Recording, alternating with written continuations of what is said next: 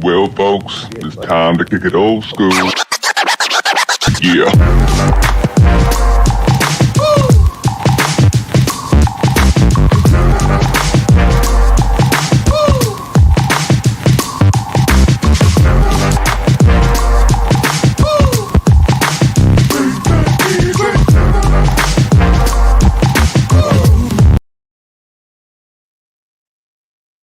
Hello?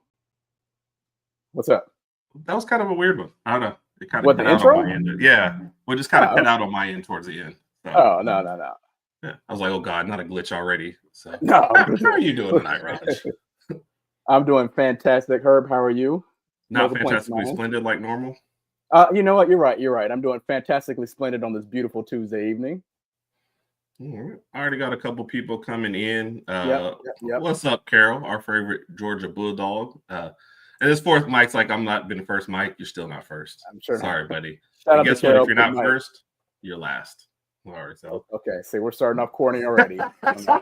look, I know it might be a new audience coming in, but I gotta be me. Okay. That's true. And That's look, true. Here's I what you give you that get: one. a dad bod and dad jokes. Just I have no kids. So Okay.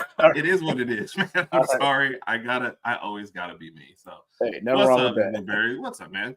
Shout out Appreciate to you. Daniel jumping Barry. in. Appreciate you.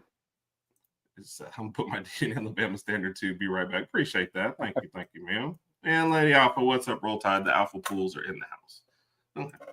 So, Rodg, a lot of times we're on here and it feels like people might think it's a lot of glossolalia coming from us and have no idea what we're talking about. So we had to bring in somebody who actually knows what they're talking about so we can actually get something done on the show today. So, Rodg, this next guest, the reason why there were nobody entering the portal in the spring, specifically because this man. Yeah. Anybody that was thinking about it, he sat him down and talked to him. They decided not to. He gave him a phone call. He gave him a text. Did a shout out. Whatever he had to do, and it worked. It worked fantastically. Yes, sir. Yep. Shout out to him. Yes. The most important man right now in Alabama, Nick Saban, of course. Yeah. Second most important, our guest is about to come on. Yeah. Ooh. Yeah. Okay. Yeah. Okay. And a lot of people don't know that even if his eligibility is expired, he was listed as Alabama's emergency quarterback if something happened to one of the guys transferring out. So that's how good he is. Oh, wow. Yes, sir. That's interesting. Right onto the stage. What's up, Clint? How are you doing tonight, man? I'm doing fantastic. You guys are gassing me up. Like I'm gonna walk out of my office with a big head. My wife's gonna have to humble me here pretty soon. Like this is awesome. How you guys doing tonight? Doing good. Were any of those comments remotely accurate? Man, there were first of all, there were so many of them. I don't even remember what all was said, but I do know that if you ask me to, I can throw a football. Okay. He didn't say well, Rodg. He just said I could throw it. I got about as good of arm strength as Quinn Ewers. I'll put it that way. Oh my gosh.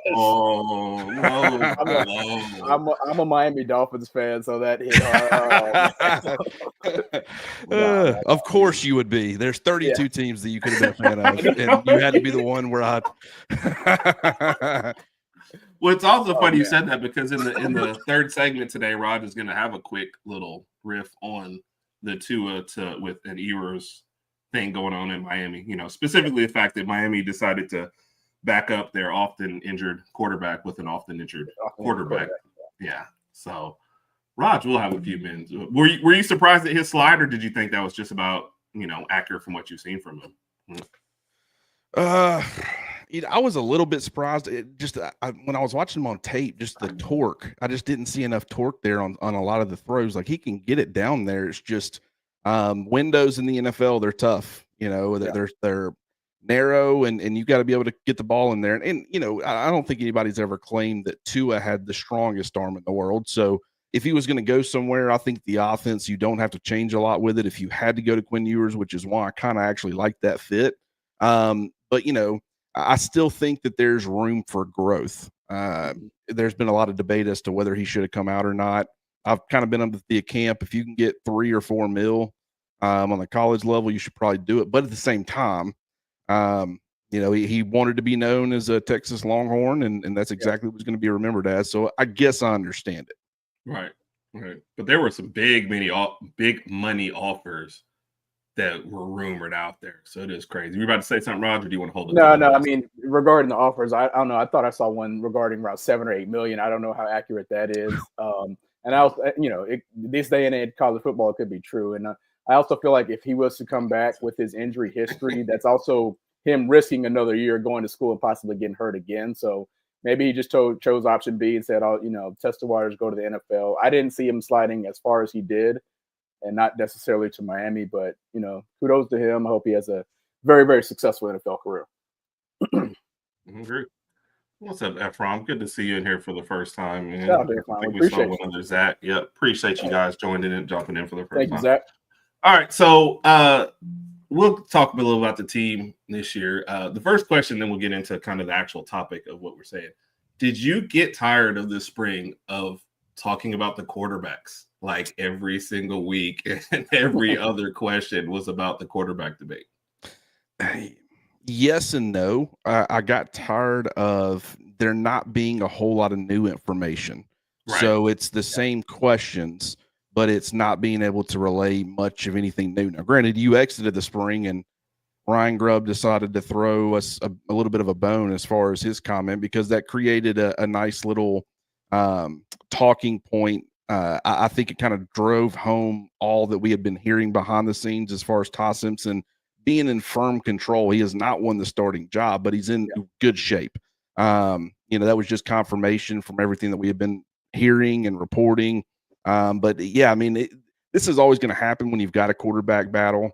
I think just, bringing in Ryan Grubb as well, where you're really excited about the direction of the offense. It's like the quarterback position is a critical factor. I mean, obviously it's critical for everybody, but especially in a Kalen DeBoer, Ryan Grubb offense. Right. You've got to be able to get good play from that position. So it's created quite the offseason dynamic as far as coverage, but I guess I've just learned that that's part of the territory, but it has been a lot of repetitive answers. That's for sure.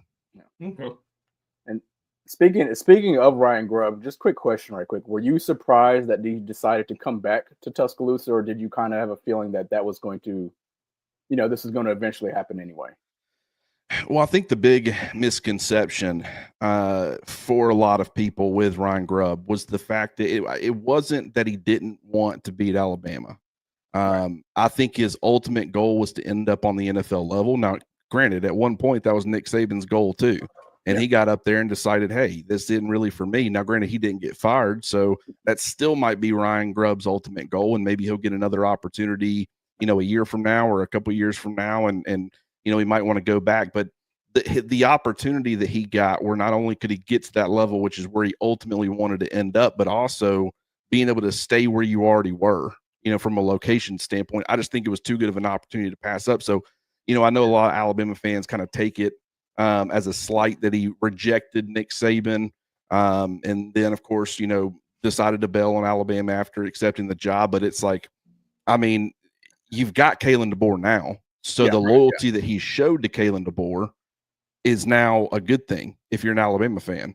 And also, like I said, I just think he wanted to be some, on the highest level of football, and he's now gotten to try that out. But so I wouldn't say I'm surprised by any means. I think this was, as soon as he got let go, the only thing is Nick Sheridan, some Bama fans might disagree, but he had done nothing to get fired after just 1 year when there was a lot of transition.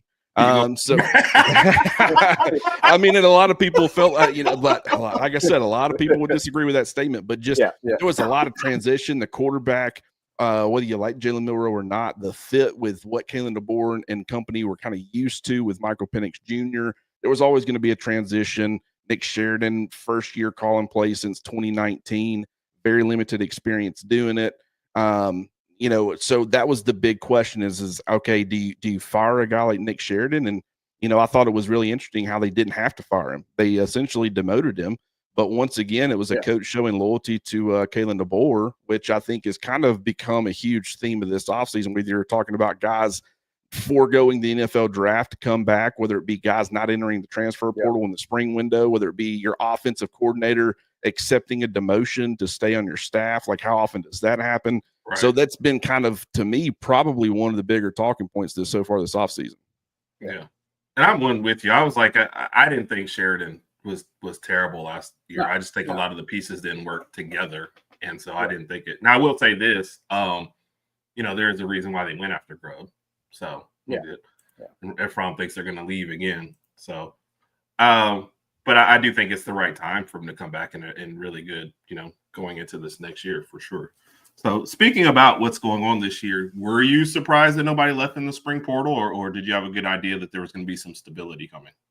I was very surprised. Now, granted, that doesn't mean that I was expecting, specific guys necessarily, but in a transfer portal era, in an NIL era, when you've got offers being made coming in pretty much, I mean, it almost feels like it's nonstop. It's not even during portal windows. Like, you've got guys trying to reach out and negotiate for the upcoming portal window whenever it does open. Yeah. But in fact, Rodg was in the transfer portal earlier this year. I did. Herb and I had a disagreement, and I just said, I don't know if I can do this much longer. But then we had a heart-to-heart and talked to Mom about it, so I came back into the fold. So what was the disagreement about? Are you both Dolphins fans? Was this NFL related? No. I'm a Dolphins fan. Herb used to be a Houston Oilers fan back when Warren Moon played. Okay, that's fair. Ever since Warren Moon retired, he kind of floated around, but I think now Herb kind of lingers towards Philly because they're Bama loaded. A little bit of who else? Is it just mainly Philly now? Mostly Philly and the Texans. The Texans one is weird. Yep. I root for the Texans because they traded up for Will Anderson Jr., and I didn't want that to be, oh my God, he's a bust. So I really want him to do well, the team to do well, because they traded up for him. So, and you got D'Amico. Yep. But I root for Alabama players. If Hurts and Devontae left the Eagles tomorrow, I probably wouldn't root for them anymore. I'm also a huge offensive guy. Sorry to throw that in there. Go ahead. No, it's fine. I mean, I guess I would kick it back to you guys and say, well, like, were you surprised that nobody entered the transfer portal? I was. Oh, yeah. I mean, the name, I hate to keep throwing his name out there, but I thought Mac was most likely gone. Yep. I thought you would lose possibly Riley in the running back room, and I thought you'd lose a couple wide receivers. But there's just a lot of talent in the wide receiver room. Yeah. And you're talking about like an Isaiah Horton fighting for possibly the third spot. You know what I mean? And Brooks coming in, and then you haven't even got to, it's just, I could name 20 names, it feels like, so I wouldn't have been shocked. Now, I did think because you can't go SEC to SEC in the spring portal, that might slow some guys down. But I thought that's where we would lose some players for sure. You didn't have to worry about Lane Kiffin in the second window. Right. Which is usually our guy. Because Lane wanted everybody in the fall, that's for sure. One name that kind of floated around my mind for a while, and I'm glad he stayed, was Jalen Mbakwe. Because when you look at the wide receiver room right now, and the DBs and secondary, so forth and so on, they're kind of loaded on both ends. And I've asked this question to other people before, but asking you, Clint, where do you see him falling into place in the 2025 season? Do you see him getting more snaps offensively? Do you see him falling back to being a DB? Like, what would be his best fit going forward? I never really thought he should have switched from defensive back. I mean, he's an athlete, so I think he could be successful on either side of the football. I just, when Nick Saban tells you you're a defensive back, I would tend to say you're probably a defensive back. But, there's more factors than NIL. There's more factors than playing time. There's a lot that goes into it. I think that, I think he wanted to play for Jamarcus Shepard. Defense, I think he likes it fine, but probably, he's seeing Ryan Williams, his best friend, do all this stuff on offense and the kind of the glory that comes with that. And I'm sure there's a part of him that wanted to be a part of that side of the football. But it's just, there was, this is like before, like the Latsier Brooks kind of establishing himself in the spring. You're wondering, okay, how healthy or not healthy is Jalen Hill going to be? The fact that he looked good as far as, I still think he's knocking off some rust, but overall looked pretty good in the spring. Latsier Brooks is coming on strong. Rico Scott, I think, is going to be that wide receiver 4. I think he's going to be a massive part of the offense. You still got Cole Adams there. You still got a bunch of guys.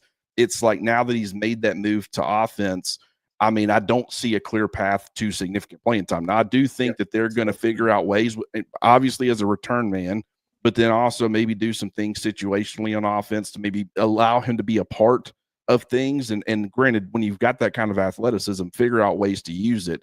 He could be a dynamic weapon for you. But just from being a pure wide receiver compared to a lot of the other guys on the roster right now, I just think it's going to take him a little bit of time. And, you know, I understand that he started off last year pretty strong, kind of started to falter a little bit as far as at corner. You know, the play declined a little bit. You saw the same thing with Red Morgan. That's, you know, those freshman struggles. Guys are going to go through it. It's a long season. It's grueling. So, you know, I would have fully expected him to have taken a massive step forward in year 2. But his move has opened the door not only for you to add Cam Calhoun, who we all thought was going to be cornerback 3 and still could be, but also Dijon Lee's emergence. And you know, it's kind of like if you go back to that side, now you're going to be further down the depth chart than you were, which was a concern for him at one point in time. So, you know, you get more rotation at receiver, so I'm sure there will be more opportunities on that side of the football. But I was a little bit surprised that he made that decision. Yeah, I agree. Let's say real quick. What's up to Randy hopping in, Georgia Bulldog fan. Shout out to Randy. Appreciate you for joining us, man. Yeah. And what's up, Cotton, man? Good to see you tonight. Shout out to the Way Offsides crew in the building. And I saw y'all talking about the Eagles. That'll middle of the show. We'll talk a little bit about the draft and where Alabama players ended up. All right, Clint. What are the main topics we said we want to talk about?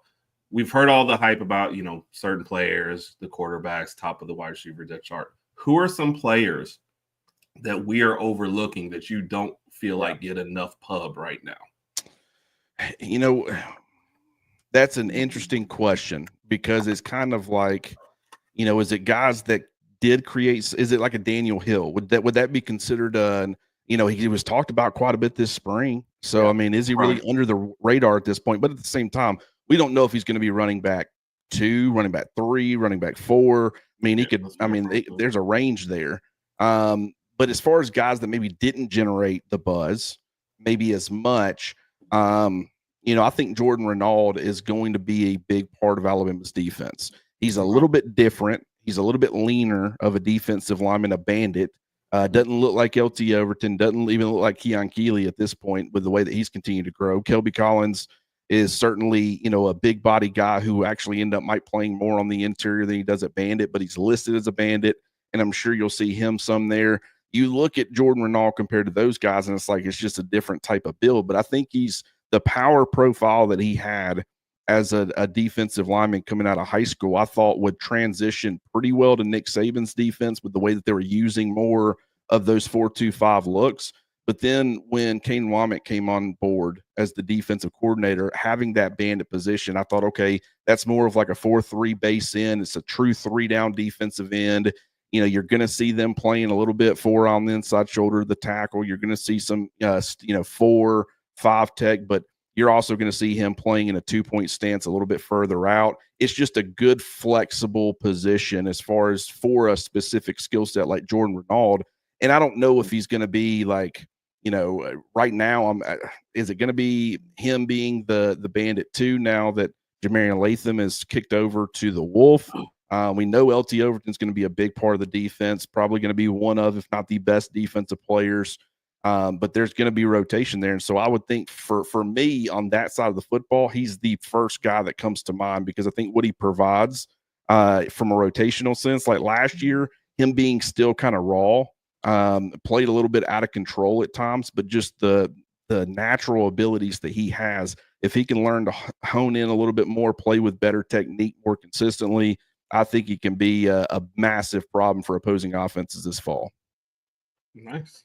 I like that pick. And you've got 2 other names thrown out there. Cotton mentions Jefferson. He felt like the pass rush wasn't the same when he was on the field. And Kat has an interesting reason for picking Team Keenan. Little dancey there. One name I want to throw out there. I just want to get your opinion on. Oh God, are you about to? Yeah, I'm about to do it, Herb. Keon Keeley. I know. Herb, I've said it a million times. I'm curious, man. I was excited about him when he first came to the program. Obviously, he hasn't gotten too much playing time, the past few years, whatever. But Clint, do you see Keon getting on the field a little more this fall?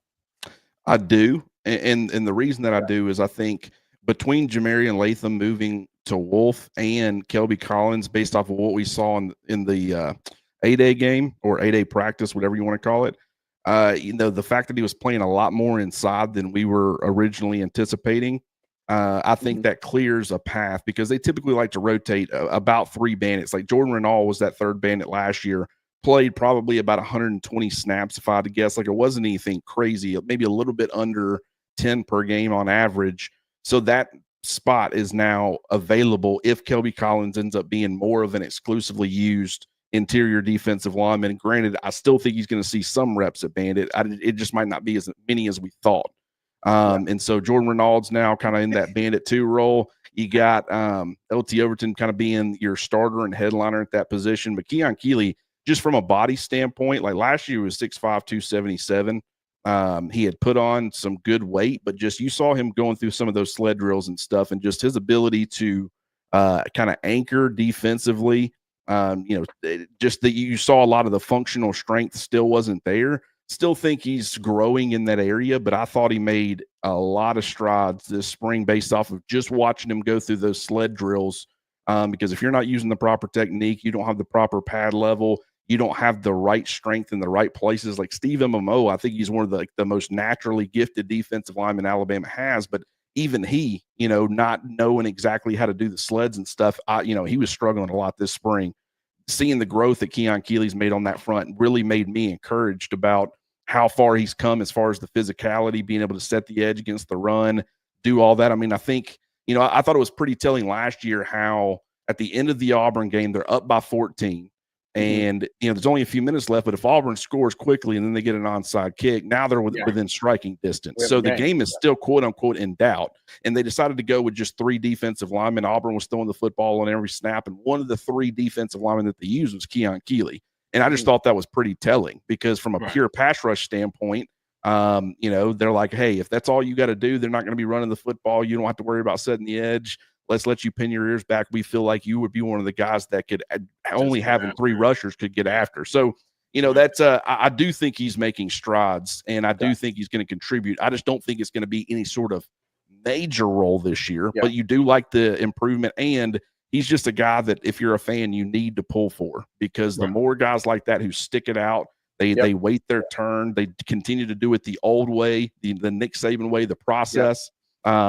If they end up being success stories, I think that's going to encourage more guys to do it later on. You want to see guys like that succeed. Yeah, 100%. Yeah, though Mike would say, lock up the Keon questions and throw away the Keeley. Mike is he's one the of new our, Ben Davis. He's the new Ben Davis. Mike is one of our good buddies. He helps us with the behind the scenes here at the HerbnRodg Podcast. And between him, me, and Herb with our group chat, I don't know, the jokes are just absolutely. They're very, very corny. You got to bring your sense of humor. So we try. There's a couple specific questions for you in here before we kind of wind out. We know you got to get out of here sooner. How do you think Hale's going to do after the injury? That's another one where it's like I thought he was a much bigger loss last year than we probably talk about. Like we don't talk about that loss enough because if you'd have had that, I think you would have had 3 styles of receiver for a Kalen DeBoer offense. Like I don't think Kendrick Law quite fit. Kobe Prentice kind of a little bit more undersized, win underneath, do some of that. Like you've got that with maybe the Cole Adams. They can be kind of complementary pieces, but they like to send guys downfield. And while he's not the biggest guy, his ability to win downfield, contested catch situations, go up and get it. We saw it against Ole Miss a couple of years ago. To start the second half, Jalen Milroe throws that up to him, really gets the ball rolling as far as momentum. It just I wondered how much the injury was going to zap his athleticism. I mean, I didn't notice too much on that front. Like I didn't think that it wasn't as bad as I thought, just seeing him out there. I thought he was moving pretty well. So I'm encouraged. I think he's going to be a part of the rotation. The problem is that I think your starting 3 are obviously Ryan Williams, Jeremy Bernard, and Isaiah Horton. I'm as confident as I could be that Rico Scott's going to be wide receiver 4, and he's going to essentially be another starter, kind of maybe the Jeremy Bernard of that Washington crew, Kalen DeBoer's last year. And then from there, it's just like it can go a number of different directions. It could be Brooks, it could be Adams, it could be Mbakwe, it could be Hale. So definitely think he's going to be a part of the rotation, but I just don't know to what extent. Yeah. And I want to throw in a name then just because I saw him a lot at the A-Day, whatever it was. What about Derek Meadows in that does he break through in there? See, and that's the thing I was saying about earlier with the Mbakwe situation. You just named like 8 guys and I'm throwing a 9th and you're like, oh yeah, that could be You know what I mean? Still in the mix. It's crazy.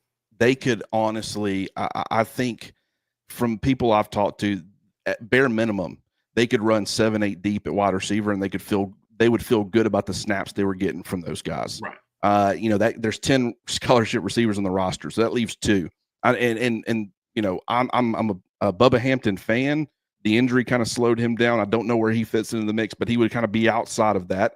Derek Meadows was one that I thought, immense upside. You love the size, the speed combination, the leaping ability, the ability to climb the ladder, just true mismatch problem whenever it finally clicks for him. But I was like, he's raw, extremely raw. And so I really wasn't expecting contribution from him in 2025. And I probably still don't, but I no longer view it through the lens of he's not going to be ready. And it's more of just who's ahead of him. But just watching him, especially running routes, I thought he was a lot more, a lot more crisp. The refinement was there from a route running perspective, a lot more than I thought it would be, considering he'd only been in the program, only been doing the live football practices and stuff for a couple of weeks. But it's another situation where I really like the talent, think he's going to be a heck of a player for Alabama down the road. But at this point, just with everything else that we know and saw this spring, I have a hard time seeing the path to playing time for him in 2025. I agree with this, Cat. I love this. Bryce would have a field day. It's funny, Cat brought this Bryce up. This is like something 2. I thought about that too. If Bryce was back here with this receiving core and this offense, I mean, this would be just absolutely fun to watch. But we're gonna do fine. We're gonna be fine. I'm looking forward to it. Yeah, we'll give you Cotton's question real quick. Outlook of Kelby Collins. The outlook with the addition of Kelby Collins. Yeah, I think he really helps both your bandit spot and your interior defensive line. Like I've kind of told people, really ideally you probably want 6, but like bare minimum 5 interior defensive linemen that you can rotate, where you can rotate 2 deep and then also have that extra guy. That's typically what teams want. Some programs aren't able to do that consistently. I think Alabama's one of the few programs that can. But you start looking at it, you're like, okay, Tim Keenan, obviously going to be a massive part of that. James Smith, obviously going to be a huge part of that. We've heard great things about Edric Hill and Jeremiah Beeman and their development, but it was like, okay, who's going to be that 5th guy? Steve Momoa was someone that I'd pegged early on, but then when you're watching him, it's going to take, some adjustment. It's going to take him a little bit of time, so I don't know if you can rely on him. London Simmons, that's going to be one that's probably going to be more down the line. Fonga is one. It's like I like him, but is he going to be a guy? Is he going to be that 5th guy? Maybe, but the point is that I was searching for that 5th guy and seeing it on a day and seeing Kelby Collins pretty much exclusively playing inside. It made me encouraged because the fact that he's 6'4", 285, I think he's added some good weight. He looks good. He looks more like an interior defensive lineman to me. Like I said, he's going to play both spots. But just the ability to provide depth there and maybe be a guy who is going to play some bandit, but when you need that 5th interior defensive lineman to rotate in, he can also get snaps and opportunities there. It made me encouraged about what his role is going to look like, because when he first came in, it's like just everybody assumes he's bandit 2 behind LT Overton, and it still could be that case, but I'm starting to think he'll be more of a flexible piece that really won't be a true bandit or a true interior defensive lineman, but he'll help the depth of both spots. I like it. We know we're getting close to the time to go. Raj, did you want to jump into the question of death, or did you have something else a little more? Here we go. I'm ready. I'm ready if you guys are. Okay. All right, Clint. Oh, go ahead, Herb. You go first. No, go ahead. You got it. All right. Question number 1. All right, so on August 30th, we have to travel to Tallahassee to play Florida State Seminoles. Hypothetically speaking, if something happens prior to that game and we have to reschedule an opponent, which other ACC team would you want to see Bama play week 1? ACC. Man, that's tough. Roll Tide, buddy. Now, is this from the perspective of what I would personally want to watch, or like because obviously that's a good question, because you want entertainment value, but we also want to win. So I'll say for entertainment value, like a good game, it's going to be a good, solid matchup. I would say, obviously Clemson would be the number 1 choice from an entertainment perspective. I would say Miami, though, just because, I think Yeah, and I mean the Isaiah Horton versus his former team in week 1. I think that would be pretty fun. And just the debate that everybody had last year between Miami and Alabama and which one deserved to be in the playoffs more. And then they both get left out. Also wouldn't mind at this point, SMU just to say, hey, let's see what it will look like. Which team, obviously it's two different teams, but just kind of seeing the depth and stuff, maybe SMU as well. I picked Stanford or Wake Forest because they were the two worst teams in the SEC. So I'm sorry. Okay. You can see where my mindset is always. You're after what the committee did last year. Like, I don't have any interest in scheduling any sort of decent games. Give me the easy road to victory, and let's get this record that's going to allow us to get in the playoffs. I respect that. Yes, you'll find my answers always tend to that. It's like, oh, we're playing the Ole Miss School for the Deaf and Blind this week. Great, I'm in. Hope we get a win. So, all right, Alabama's down. National championship game, down by 4. 2 seconds left on the clock. We're at the 3-yard line. You got to give me a quarterback, a running back, a wide receiver, and then a flex position. It can be an extra running back, extra wide receiver, extra, or a tight end. But we got to get a touchdown on this one play. Who are you going with? I don't even have to answer the entire question. Give me Jalen Hurts and give me Terrence Cody at fullback. And we're scoring. There's no doubt. You tush push it, and then you have Hefty back there. That's true. I mean, doesn't matter who's at running back. Doesn't matter who's at receiver. That's a pretty easy. That one was easier than the first one. Cotton said Bryce Young, Henry Smith, Howard. Yep. OJ Howard, I feel like as if we were playing Clemson. That's the guy to have in there. I don't know anything else. All right, last question. We'll let you go. Tell everybody where you at, and we can get you out of here. You have tickets to the national championship game, 50-yard line, okay? And you have to take one person from this list I'm about to give you, okay? Hang out with them the whole day, watch the game with them, all right? Herb or Rodg?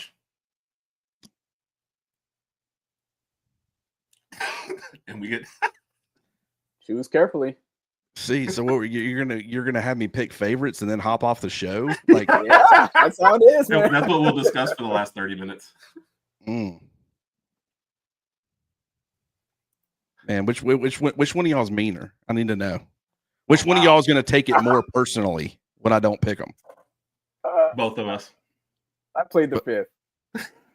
See, I gotta have context here, fellas. At this point, we're flipping a coin, or I just might leave myself out and give both of you two the tickets. Oh, that's the easy answer. It is the easy answer. It's the safe answer. I mean, I'm not over here trying to. This is my first time on the show. I want to be invited back. Okay. Well, let me just tell you, 87% of the people have chosen Rodg, and we always invite him back. So you're still safe. How do you know that percentage is even accurate? You haven't counted. I fill it out after every show and after every time somebody picks you. Oh my God! Come on. The entire state of Georgia has given me half a vote and given Rodg like 5.5 votes or something like that. So well, Clint, we respect your answer. We greatly appreciate your time too. Yeah. Y'all left the toughest for last. I'll give y'all credit. That's one where it's like, man, I just would rather not touch it. Yeah.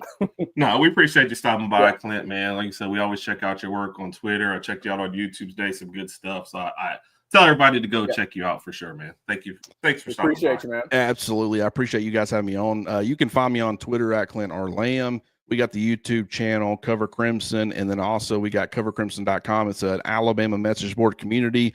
Still building that, having a lot of fun with it. Great spot for everybody to come hang out, ask questions, do all that. So if you haven't already, get on over to covercrimson.com and sign up for the message board. Otherwise, you can find me on Twitter, probably trolling other fan bases. Yes. Right. That's what I first saw you doing. So I was liking that for sure. So, and look here, you got some backup. Watch with whoever he doesn't pick. Don't watch. We appreciate that. or he said just log off. Just log off. Just unplug my computer. Yeah, this is the emergency button. Yep. Appreciate you stopping by. Appreciate you, Clint. Absolutely appreciate you guys. All right. So our next topic that we were going to get into, we'll get into our favorite players at the end. We'll end with that. But we wanted to give Alabama fans, some perspective on Alabama players in the draft. Okay. Yep. And first we got to do one thing that I forgot at the beginning. Folks, you see both of the stuff behind us, right? You see that what Rodg got. You see got one in the house. You got to go get your title towel today, man. Go to Whitwell Sports, pick one up, use the code STANDARD to get your discount.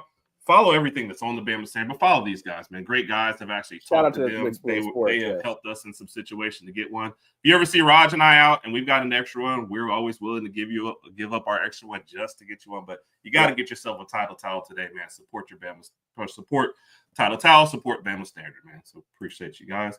Yes, all right, sir. so we're gonna start with maybe the most polarizing of the Alabama players in the recent history. So, and we got to start with the person who will probably tell us the best about what he brings to the table. Of course, we're talking about Jalen Milroe. I know you probably thought I was talking about Robbie Oots to Seattle, but we're going to start with Jalen Milroe and bring on a friend from Seattle. What's up, Bo? How are you doing, sir? What's happening, guys? Good to see you. Doing? Good to see you. Good. Bo's been on about 20 shows today, I think, and basically running on coffee and fumes, I guess, by the end of the day. Is that about how it works? That's how I started too, so it's cool. Just nonstop coffee. That's it. And then you got to deal with Herb first thing in the morning. So that's something else. That's true. That is tomorrow. Thanks, Rod. All right, sorry. I love you, man. So we brought you on specifically, and looks like you've already got taking a break from the yacht. Yacht. Yes, thank you, Kat. There it is. So, Alabama Standard stop by. What's up, Bama? Good to see you. Shout out to Bama Standard. We appreciate you. And Damon saw you. What's good? Yep. And that we will actually be talking about Tyler Book here in just a second, but we'll start with you. What did you feel with the? You also already had an interesting offseason with Seattle. It's like, do you even recognize half the people who are coming back on offense? And what did you think specifically about the selection of Jalen Milroe coming to the team? Well, so it's interesting in the way of this selection lets you know that he's going into possibly the best situation he could in the way that he's not going to be asked to play.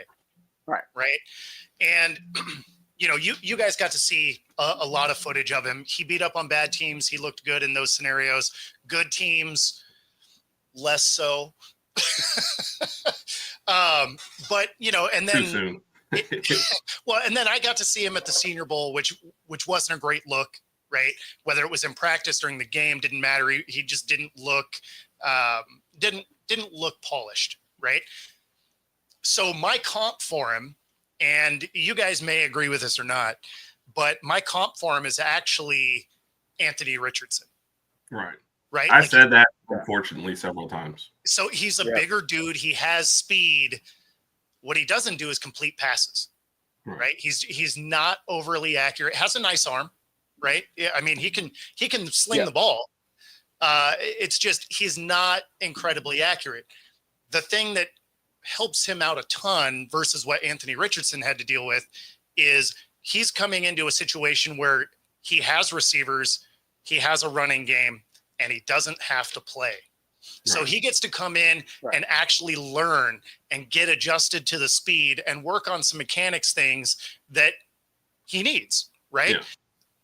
As a third rounder, you're also not really having all that outside force to make him play either. Right. Like if you're a top 10 pick, even if you're not ready, everybody's like, you know what?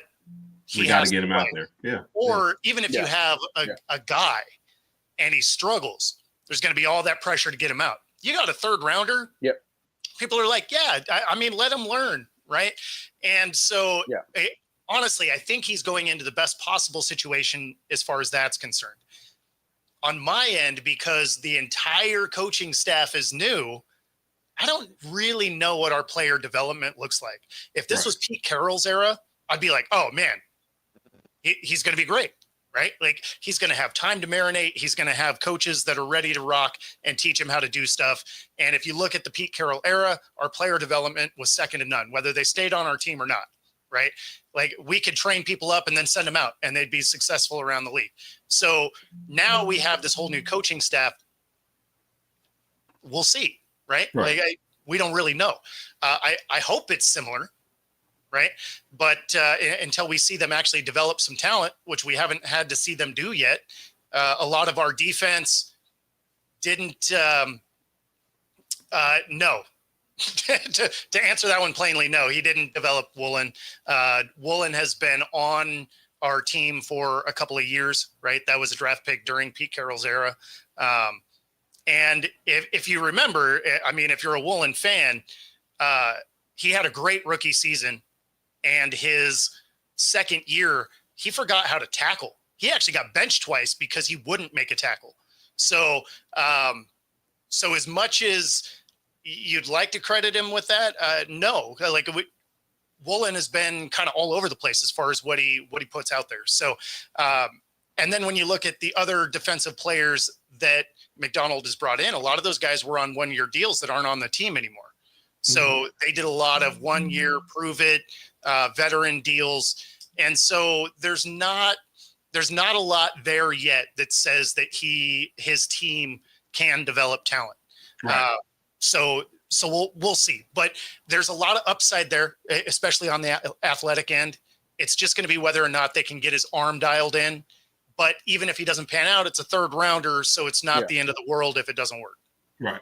Like the best comp you said, and I love that the situation is opposite, is Anthony Richardson. But I feel like they've bungled Anthony Richardson, debacle as much as they could on both sides. Really, they shouldn't have drafted him 4th, and they shouldn't have put him out there that early. That's true. True on both of those. Especially when you think of, he went into a situation where he didn't have receivers really. His offensive line was really designed for a pocket passer, which he likes to move around. He actually gets himself in trouble a little bit. Right. Not to say they had an elite offensive line. They absolutely didn't. But they had an offensive line that was good for a guy that could stay in it, which is why you had these old veterans that can't move have success there. Right. And so though they have similar things that they're going to have to learn at this level. Obviously, some of that is just reading a defense and being patient in the pocket. Right. What? I'm sorry, Rod. You had a question for him? No, you're good. You interrupted me. I'm used to it. It's okay. I think I interrupted you both. So. But we like you, Bo, though, so it's fine. Yeah, both fine. Were you somewhat surprised that Seattle selected Milroe? And was there, I guess, part B of this question, was there another quarterback that you were specifically eyeing that you thought Seattle would choose other than Milroe? And what's up, Sharpshooter? It's good to see you, man. Shout out to Sharpshooter. We appreciate you. Was I surprised? Kind of. Okay. I know they did talk to him a little bit at the Senior Bowl. So, but he was also supposed to be the brightest prospect there. So I think every team talked to him. Right. But I think the biggest surprise was you signed Arnold. Now, granted, only 1 year of it's guaranteed money. So getting off that contract really isn't that big of a deal. Right. You bring Drew Lock back. Right. You still had Sam Howell at the time. At the moment, right. At the time. And then you also had a 4th QB. I forget who it is. Reed? Yeah, his name's escaping me at the moment. Wasn't it Jaron? I thought it was Reed. Jaron, but the fact that he doesn't remember him does not bode well for his future. I mean, and this draft pick really doesn't. But but so I mean, you already had 4 guys on the roster. You were paying. I did not want Gabriel. Nice try, Win. I forgot. In fact, Gabriel went exactly where he should have went. Yeah. But no, because we already had 4 on the roster, you were paying one a decent sized contract. You bring back Locke, which is a guy that you like. So you're essentially drafting QB3. Right. So I actually didn't think they were going to pick a quarterback in this year's draft. I thought they were going to let this next year play out, kind of see what they have, because it's a little bit deeper quarterback potential next year, right? For sure. And so even if you were to be picking where they did this last year, you still have a shot at one of those first rounder guys or maybe a second round guy that maybe charts a little bit better than some of the guys did in this draft. So I was a little bit surprised, but again, if you're putting a 3rd rounder on it, you're not really forced into anything. You're not giving him a ton of money. There's no real need to play him. If you sit on him for a couple of years, it doesn't matter. So I mean, there's a lot of flexibility with a 3rd or later pick when it comes to a quarterback. So I wasn't overly surprised. I was a little bit surprised that they moved up to get him, though, because they already had 2 third-rounders, and they decided to move up. I think it was 20 picks, or maybe it was 15 picks, something like that, to get him. Although it didn't sound like anybody was really in the running for him. So, I mean, they must have heard something that we didn't on the outside. But they did move up and get rid of one of their third-rounders to go get him. So, I mean, he had to have at least been in a solid location on their draft board for you to give up picks to go get him. Yeah. I'd have to say I disagree with Lamar coming out of Louisville as a comp for Milroe. Oh, yeah, I don't think so. Like, you're talking about a Heisman winner and somebody a little bit more dynamic throwing in. Yeah, that's you don't see as many design runs for Lamar. Some of your best runs from Lamar are scrambles versus like Milroe was really design runs for him. I feel like Lamar is where Milroe can get to eventually if they can tap his full potential. It's just going to be a matter of some years and some time to see what he can do. But as of right now, I would, not necessarily Lamar right now. No, and that's why I was happy that he went to a team where he definitely there's 0% chance of him having to start. A lot of things would have to happen. So I was happy. Yeah, everybody has to get hurt. Yeah, basically. So we do have to give him some love, though. Oh, and Kat said, do you think there are going to be some packages for Milroe in the first year? I mean, he runs a 4.4, absolutely. Yeah. I mean, dude's fast. So there's no doubt in my mind that there's going to be some gadget plays for him. But if there's not, I'm wildly disappointed in our OC, right? Yeah. Because if you have a guy similar to Taysom Hill there, right? If you got a guy that can throw the ball, like it's not like he's trash, right? Like he was drafted as a quarterback. So, it's not that he can't play the position. He's just not super accurate. I would argue that he's more accurate than Sam Howell, who's not on our roster anymore. Yep. So, I mean, so he does have that, but because he's so athletic, there are certain things that you can do with him that you couldn't do with a guy like Drew Lock. Now Drew throws better, no question. Shots fired. Poor Anthony Richardson. I'd like to apologize to the Richardson family if you're watching. So, let me just tap out real quick. Oh my God. Yeah. But I get that. I still just go with Richardson as a comp better than Lamar. So I said Anthony. We appreciate the comment, man. I'm just saying I disagree on that one front. So I know this one didn't. Oh, go ahead. Well, and I was gonna say, so Lamar wasn't Lamar either, though, coming out, right? Like his first couple years, his accuracy wasn't great, but he's one of the most dynamic runners you've ever seen. Right. Like he has that Michael Vick make everybody miss twice to go score a touchdown. Milroe doesn't have that, but he is athletic enough to get out of trouble and do designed runs. And so, I mean, I get the idea behind it. Now, if he can have that same kind of growth in his throwing game, he can absolutely start in this league. Yeah, I agree. But if he goes on the track of Anthony Richardson, where realistically Daniel Jones is going to beat him out for that job, and then they still drafted a guy, so they clearly have no plan down there. It's always good. Appreciate you. Now, I know this one probably didn't move the needle for you, but we have to at least give our boy Oots some love since he did get drafted to your team. Tight end for us, and then the first thing you guys listed him was a fullback. So that's a big boy. But, do you have a quick minute or a second to tell us a little bit about Oots in the draft, or did it kind of was like, oh, okay, when he got drafted? No, believe it or not, I actually really like that pick. Okay, good. Because one of the things that Seattle has had a really hard time doing is opening running lanes. And he is a great blocking tight end. Right. And so if they're going to move him over to a fullback position, which is something the league doesn't really use a lot of anymore, but the thing is he can catch, which means in the running game, you don't have a fullback that they get a crash on. Because if he leaks out, does a rub block, a linebacker has to follow him because he has good hands. So he can go out, and although technically a fullback, he can drop into short routes, and he is a very real receiving option. So all of a sudden, you can't stack the box and ignore a fullback coming through. you have to treat him like he's the tight end. And so I actually like this pickup a lot because it's going to take some of the pressure off of an O-line that was a bottom 5 unit last year. Now, they did get some pieces. I really like the offensive guard that they got. So, I mean, they're actively addressing some of the shortcomings. But if you can have a fullback that you can actually kind of morph into a 13 personnel, he's your third tight end on what looks like a running play, and all of a sudden that fullback can catch. That adds a very dynamic element to it, and it changes the way a defense can break down on a play.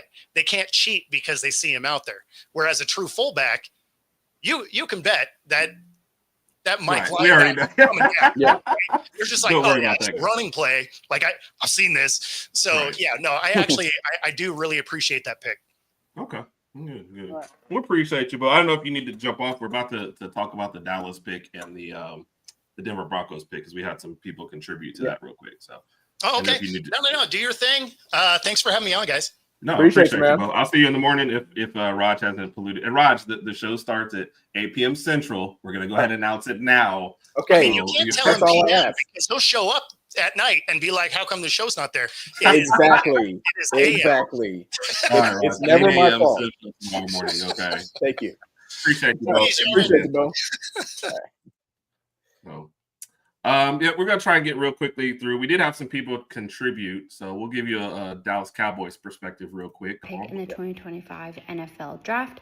I know Herb and Rodg are talking about players taken from Alabama, and with that, the Dallas Cowboys selected Tyler Booker with the 12th overall pick in the NFL draft. Some pros that I've been seeing. Keep in mind, I am college football naive, but doing my research for the Cowboys here, and so far, I think I like this pick with Tyler Booker. The pros, loved his energy. We need more of that in the locker room. So if anything, he's going to be a positive off the field and hopefully on as well. But the way he was running through that tunnel, so, hugging Ragsdale, really squeezing him, honestly, he just seems so excited to be a Cowboy, and you just love to see that. We definitely need some help blocking the run, so obviously that's a big part of bringing him in. Hopefully he can be, a big factor there. Good football IQ and techniques, what I've been seeing everywhere, and obviously those are some of the things that can't always be taught. So I think that's definitely important, and hopefully, he can continue to bring that onto the NFL level and translate out from the college type of play. Some cons that I've been seeing, speed and athleticism definitely seem to be some concerns. Overall combine grading wasn't great. Seems like he uses his kind of reaches with the hands a lot because the footwork isn't necessarily fast enough or quick enough there.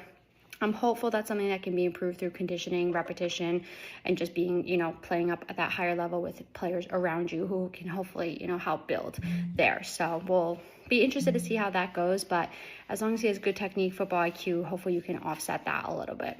My overall consensus going into this draft, the Dallas Cowboys had a lot of gaps to fill. It was clear an offensive lineman was one of them with the loss of Zach Martin this past year, amongst others. So we definitely need this, whether it was first, second, or third round. I think after McMillan was taken off the board, the Cowboys then pivoted from wide receiver to offensive lineman, with hopefully Booker, I assume, was their top choice. He should definitely, hopefully, be a great addition to the Cowboys and hopefully help them get back to their roots of a strong and dominant offensive line. We have an aging, injury-prone Dak, a weak running back room, so we definitely need the help and support protection up there. So I'm excited to see what Tyler Booker can do. Appreciate you, Sarah. Sarah and Bo actually are make up our NFL. Whenever we do NFL previews and reviews and stuff, they're both our contributors, so they both know their stuff. So I thought the combine would hurt Booker more, so I was happy to see him still get drafted because the combine drafted. Yeah. But so and I want to say most consensus give is like a B pick. Some people thought he reached for it, but if you got to improve the line, you go for the guy you want. So yeah, and I think it's not just his skill, but like she mentioned, is his energy and the optimism that he brings to the team and the excitement that he's going to bring to this aging offensive line is definitely going to help Dallas. So I'm looking forward to seeing. Obviously, me being out here in Arlington, I would love to go see him in person. Hopefully, he gets a lot of playing time this year. So shout out to Tyler Booker. Proud of you, man. What's up, Jay? Appreciate you stopping in. Appreciate you. Bo always brings the heat. Like I said, didn't have enough time to tell you the rest of the stuff, but if you'll go check out Bo. Football Talk with Bo on YouTube, you find all his stuff. He's on a lot, always brings good information. His show was always great. 8 a.m. tomorrow morning. Okay. I'll be on with Joe. I'll be listening. I'll chime in. Yeah. What's up? What's up? And what's up, Chad? Good to see you, man. So a couple people that we couldn't get to, the Eagles, listened to a couple videos with that. They loved their pick in the first round. God, names are just going all over the place. Jahad Campbell in the first round. Oh, that's what it was. Yep. Carol had a question. She said the Eagles draft was kind of weird, but I did save that from it. But Jahad's very impressive. Yes, he will. One guy that I was listening to, Rodg, on Locked On Eagles, and another one, they were impressed with his versatility. They think he'll fit right in, and they love the pick. So a lot of people happy with that one. I think Jahad will do very well. Eagles traded back up. And look, as long as you're in a spot where it's Nakobe Dean hurt, you might have a chance to start sooner rather than later. And then if not, you're on a championship defense. You get that's what I was about to say. With the Eagles selecting Jahad Campbell at 31st, that was just a really, really safe pick. They don't even need him to come in and start right. Obviously, we want him to get some playing time. But to your point, they already have one of the best defenses in the league. Great offense. If Jahad needs to sit for a little while, we know you had the shoulder surgery and everything like that. It'll be fine. They'll be fine with him. They'll be even better with him on the field. But it was a good pick by Philly. Strengthen up that defense even more. Ravens fan is very upset about getting Malachi or Q. Malachi Moore or Q, yeah. So we do have one. I don't know if we're gonna have enough time though. I might play a little bit of this one and then we'll go on. The Malachi Moore pick was the same. It was interesting. I listened to two different Jets. One guy was watching it live, and they wanted, even though they had just chosen a wide receiver, they wanted another wide receiver. That's what they were thinking. So two different Jets picks on it, and I think Kat was just asking about it. The Jets with Malachi. One guy's perspective was he's going to have to sit a year behind the guys that they've got, up front, and then this might be a pick for a year down the line. Then the other guy was super excited about the pick, and he's already rattling off, look, he can play 3 different spots for you back there. You're helping the secondary. He's versatile. He can move. He came from Alabama. So depending on which Jets person. Now, we did reach out to some Jets people, but I don't know that anybody wants to claim being a Jets fan. So I don't think they really wanted to get They've had some rough years, Herb. Yes. So, Randy, I'm barely awake for that show, so I totally understand, man, for sure. So, Tassie, love the Pittsburgh Steelers. Hopefully, Will Howard actually was on there begging them. I don't say begging. He was like, please pick me to Pittsburgh. So he looks like he might be good. He might be a good fit, and I hope you guys are out of the Rodgers era stuff too as well. Yeah. So, I agree. I think a lot of people just kind of want the Rodgers era to just kind of be over with at this point. Randy, until they kick us off, until we do something stupid. So they're really here for Rodg, and I just had to be along for the ride. Oh my goodness! So Glenn to talk. That's a good one. That's a very good one, though. So, oh, and Kat said this earlier. Detroit is another one that I root for too as well. And please do like and subscribe. All right, we reached out to a Denver fan about Q because we're at the end. I don't know if I'll be able to play the whole thing, but at least get a little bit of his excitement. Little snippet in. Yeah.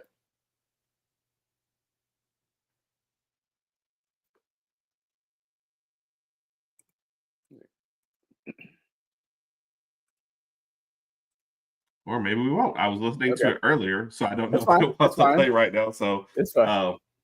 Carol, I think for that, you're just kind of really shoring up your team. You did lose a lot, I guess, with both off season, but I think that it was fine. Anyway, I will do better on that. I'll get that Q pick for you next week.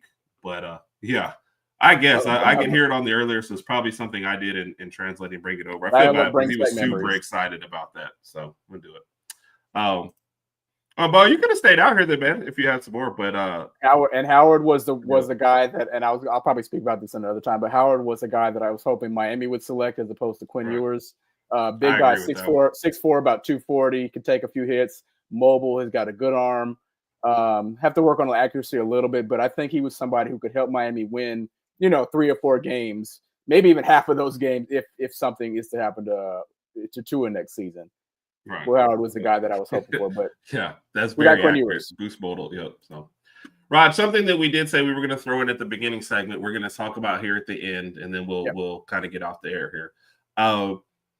Transition way away from. Oh, and of course, what I got to mention, Tim Smith to the Colts. Like I said, reached out to some Colts players. Nobody wanted to get there. I think I'll have a good opportunity there, but it's kind of like it's the Colts, and sometimes I don't know their overall plan, and I think we only focus on the offense. But I think Tim Smith will have a great chance there to do some damage as well. Yeah, that was kind of, and Rodg will touch on that real quick before we go, but it was just weird that that's who they have backing up him. So, Rodg, in this transfer portal era, people don't really buy jerseys anymore, right? Right. But we said if we were going to buy a jersey Yep. for Alabama, one offense, one defense, we said we'll Yep. pick somebody, and who would it be for this year? So I'll go first. Then because you're the younger brother, the little brother, or the tiny brother, you can go second. Yeah, that's very, very accurate. My first jersey that I would buy this year. It's funny because he's a transfer. So he, one good year is what we'll get. I'm going with Isaiah Horton. Yes. Yep. Look, Yep. I tell her, if you haven't seen anything that I've been on when I talk about him, he impressed me on the field, but he impressed me more off the field with signing. So when we, do an autograph segment, how humble he was and just how great he was and the stuff you hear in practice, love him to death. Isaiah Horton would be my offensive player that I would take. Who do you got? My offensive player, and you probably already knew what I was going to say, and we already coined the phrase and the nickname, the Germinator, Jeremy Bernard, number 5. Second, led the team in receptions last year, second in receiving yards. I think, and I already predicted, I threw out the guesstimation that he's going to go over 1K receiving yards this year. I think last year he seems like he was one of the more reliable receivers, especially down the end of the season. I just like what he did, and I'm just excited to see him this fall. So I will get number 5, Germinator. Who do you think is going to have a better year, Germinator or Horton? Germinator. But Horton is going to play a big factor. Oh, gosh, you caught me off guard. I mean, you might as well introduce the folks. We're right here at the end. We usually do this in the middle. But why not go with this since we're buying jerseys? First question, though, really, is your question on the back going to have Bernard or Germinator? I just thought about that as I was reading my answer. The cat will save yours. I'm going to say Bernard for now. I'm going to say Bernard. Oh, that's just lame. That's just lame. I know. Go ahead, Rodg. Go ahead and start it off since we always let you start off the debates. Okay, so for people, just this is your first time watcher, this is what's going to happen. We always have this debate. This happens every Tuesday night. We have a debate, and Herb has some sort of, after the end of the debate, Herb ends up winning the debate because he has someone who's already chimed in to basically say that Herb has won. And we might see a video, we might not. I guess this debate is who's going to have a more successful season as the receiver position. Is that what we're going with? Okay. Yep. My answer was Jeremy Bernard. He's already, I'm assuming that Ty Simpson starts. Ty Simpson's familiar with Jeremy Bernard. They were teammates last year. He's familiar with the program. We know what Jeremy Bernard can do. He can be the number 1 receiver if necessary. That's my reason. I'm not going to go into more depth about it because I'm always more entertained into listening to what you have to say and what follows afterwards. So go ahead. Wow, are you giving up early on the debate? This is everybody's first time watching us debate, and this is how you're going to go with it. Okay. And honestly, I want to hear what you have to say about Horton. I love Horton and what he's going to do. And I will promise you, Rodg, because we have first-time viewers today, I did not get a video prepared for this debate. I wanted to make it as good as possible, okay? So the reason why is, first off, there's going to be a lot of attention on Williams and Bernard because of last year. So I think that number 3 spot can be have some great success. Horton's a little bit bigger than Bernard. I feel like there's probably a little bit more big play ability as well, and a previous connection with Ty Simpson. And he transferred in here, and that kind of gives you a little more insight into what he's looking for. I think the team is going to be a little bit more balanced, and I think your third receiver can really eat. But I just love what I've seen from Horton more because look, who threw the pass and who caught the pass that we all saw at the A-Day practice. And that was Horton was on the other end of it, his tracking skills. So Horton might be QB4. Bernard might be QB4, but Isaiah Horton is going to be the guy. So that's where I'm going. Okay. Are you good? You want to see who won? Yeah, that's what I'm waiting for. We're going, okay. You don't even care about the rest. All right, we will go out there and we will pick who do we think won the debate. There's no video? No video. Rodg's own words. Herb is what. Wow. You know what? This is awesome. Thank you, Rodg. This is great. Your level of pettiness just escalated to 1,000. Are you serious? Oh man, Herb's winning the debate series so far. Wow. Yeah, that's pretty low, Herb. Come on. Come on. I don't even want to text you anything else. And I guarantee you, Big Mike is rolling just as I am right now because that was absolutely hilarious. I had to go pick my boy Bach Roll Tide. Yep. And Oh that's my one of the few that Mike wanted the whole offensive line, I think, and then Bach was his number one number one thing. Carol, what's that up? Rodg said that I was right. I can't help that.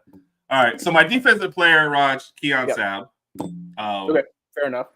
You know, just coming back from injury, I felt like he was playing great before he got hurt. I'd love to see him end his, Crimson Tide career great. So that's why I'm going defensive wise. I'm going to go with LT Overton. I think he was tied for second on the team last year in sacks with about 2. We had a whole bunch of guys that had 2 sacks last year. Couple of 42 tackles. I just think he has a really, really good chance to get a significant amount of playing time this year. So obviously he'll be starting and he'll load up on sacks. He might lead the team in sacks this year. So I'm going to go with LT Overton. And plus, I just like his name. LT Overton just sounds like a cool name. Yeah. Like he said, he basically said you can't be mad. Yeah. So, that's a pretty good point. Oh, Chad. Yeah, Chad. If you'd seen all the debates, man. Rodg, he tries to anticipate what he thinks is coming and he can't. So Rodg, did you want to give a quick second on what you thought with the Ewers and Tua situation? I felt like overall with the Miami Dolphins draft, I gave him maybe a B minus. We went defensive heavy. When you look at our overall defense from last year, we weren't that far down the line in the NFL. I think we were around 4 or 5. So we didn't have a horrible defense, but we did need to get younger on the defensive tackle side. We need to get some cornerbacks, which we got a safety, got a linebacker. But to answer your question, I even said prior to the draft, I'm hoping we get somebody in the 3rd or 4th round, a decent backup quarterback. I thought Cam Ward would be gone. I thought Shador would be gone. That's a whole other subject, another discussion for another day. Yeah. I felt like Milroe would be gone too. After that, the guy that I had my eye on was Will Howard. Big guy again. I mentioned earlier, 6'4", about 240. He could throw the ball. The biggest thing about this was just somebody who could just stay healthy while Tua gets rest. I did not think that we would get Quinn Ewers, who was somebody who was a quarterback, who is a good pocket passer, but he's not that mobile, and he does have a somewhat of injury history myself. So I'm not too excited about that. But right now, I mean, until next year, we do have a backup quarterback who I think, again, as long as we can protect for him, he can help us win a few games if something happens to Tua. Gotcha. Anthony, I think Brooks is one of the guys we mentioned. Yep. I think Meadows, if it wasn't so deep, could get in there, but I think Lancia Brooks. Yep. So, Rodg, we're right at the end here. You want me to give you 2 questions to end, or you want one good question just to kind of introduce everybody to what we do here and then get on out? And I'll give you one too. So okay. Yep. Well, I'm going to go with a work, play, live ditch. So for anybody who's first time watching, we like to end our question. This is one of the question of death categories. Work, play, live ditch. I'm going to give Rodg 4 names. He's going to say, does he want to work with this person? That's a 40-hour work week. I'm working with them. We're changing. Live is now a roommate. So this person would be your roommate. So you'd have to see them every morning and tell them to get their dishes out the sink, that kind of thing. All right. Play. This is the person when they call you. Y'all are going out Friday night to have some fun. Ditch. When this person calls, you're letting it go to voicemail. So 4 names, Rodg. Milroe. Okay. Bryce. Mac, Tua. Oh, man. All right. So as far as I know, Tua is the only one who's a father right now. So I want to give Tua some time to be at home and rest with his family. With that being said, I'm going to ditch Tua, even though he's like my favorite Alabama quarterback of all time. I'm going to ditch Tua. Oh, my good. Hey, love you, bro. Take some time off. Hey, man, I'll get back to you another time. Wow. And I'll, we'll get up another time. I'm going to Mac Jones will probably be my neighbor. We can sit around, talk, watch. Now he's your roommate, though. Now he's your roommate. Oh, you changed it. Yep. Okay. Roommate. So I got Bryce, Mac Jones, and who? Bryce, Mac Jones, Tua, Milroe. Milroe. Okay. All right. Let me switch it up then. I'm going to hang out with Milroe. Just made it to the league. He's still excited. We can go out, hang out, spend some of his newly found money that even though he already had money before that due to NIL. Right. You said roommate and work, right? Yep. Bryce will be my roommate, and I'll work with Mac Jones. Okay. Yep. I'm with it. Yep. All right, what you got? All right, I'm going to give you 4 Anthony, names. you only get 4. So sorry. Yeah. That one. Yep. McElroy didn't make the cut, but maybe next time. I'm going to give you 4 names. About the striker part, but the bandit, a lot of those positions just have to do with what defense you're playing. So he said he and Smitty were roommates, I think. Yep.